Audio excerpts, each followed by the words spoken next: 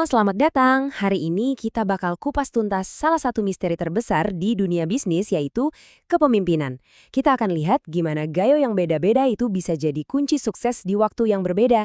Dan kita punya studi kasus yang pas banget buat ngebuktiin ini. Perjalanan epik Goto. Udah siap? Yuk, mulai. Oke, kita mulai dengan satu pertanyaan. Coba bayangin deh, kalau Anda harus milih satu, siapa yang Anda mau jadi bos? Si visioner yang penuh inspirasi, yang ngomongin masa depan yang keren banget, atau si manajer yang jagoan, yang bisa pastiin semuanya beres dan berjalan mulus? Nah, ini kan dilema klasik banget ya.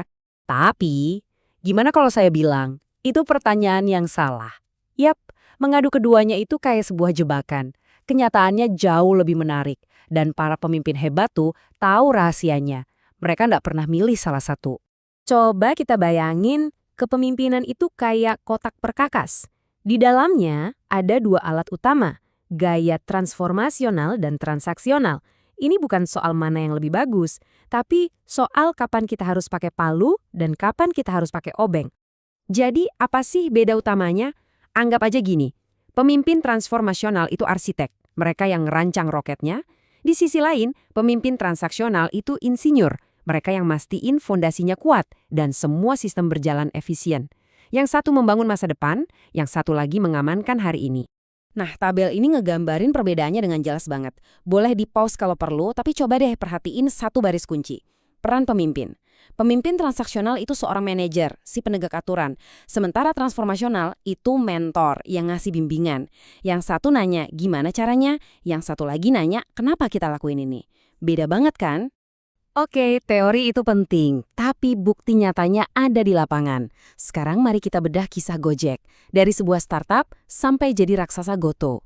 Perjalanan mereka ini benar-benar ilustrasi yang brilian tentang gimana kedua alat kepemimpinan tadi jadi sangat penting di fase yang berbeda-beda.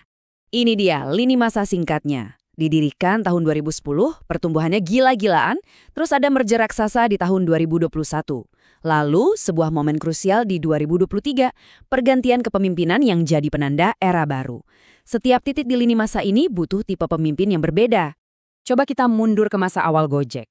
Waktu itu, ini bukan perusahaan raksasa. Ini startup dengan mimpi besar tapi sumber daya terbatas. Di fase bakar uang dan inovasi tanpa henti ini, mereka cuma butuh satu hal, seorang visioner.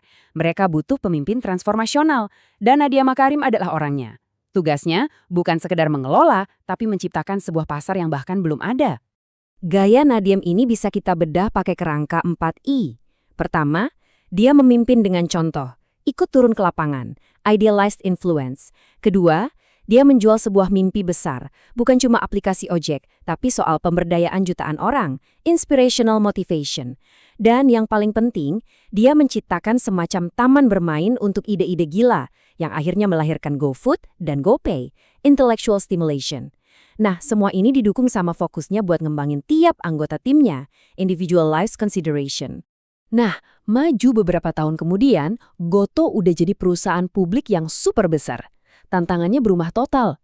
Tekanan investor sekarang nuntut profit bukan lagi cuma pertumbuhan yang membabi buta. Perusahaan nggak butuh lagi seorang pemimpi, mereka butuh seorang eksekutor. Disinilah Patrick Walujo masuk dengan obeng transaksionalnya. Misinya cuma satu dan bisa dibilang brutal, profit. Dia bedah setiap pos pengeluaran, menuntut target finansial yang ketat, dan menjadikan data sebagai panglima. Ini adalah putar balik 180 derajat dari era Nadiem, dari mimpi besar menjadi angka di laporan keuangan. Dan jujur, inilah yang dibutuhkan Goto saat itu untuk bisa bertahan. Dan hasilnya, coba lihat angka ini, 516 miliar rupiah.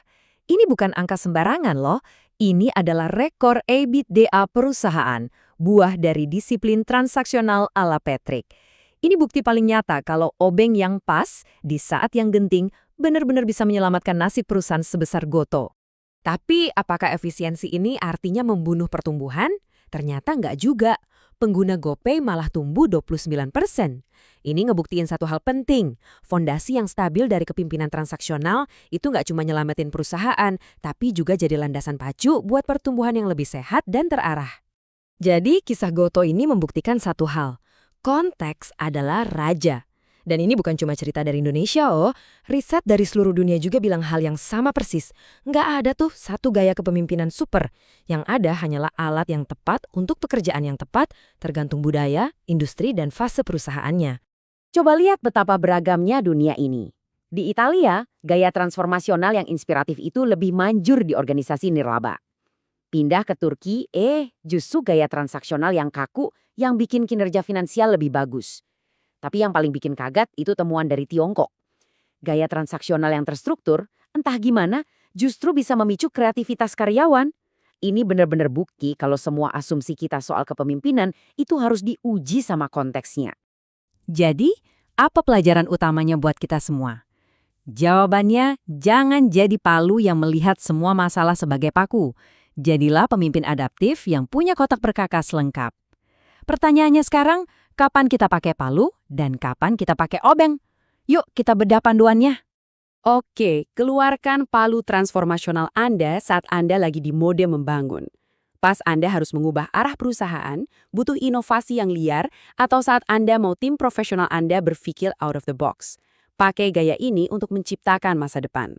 Sebaliknya, ambil obeng transaksional Anda saat Anda lagi di mode menjaga. Saat stabilitas itu jadi yang utama, saat krisis butuh perintah yang cepat dan tegas, atau saat Anda berhadapan dengan tim baru yang butuh banget struktur yang jelas.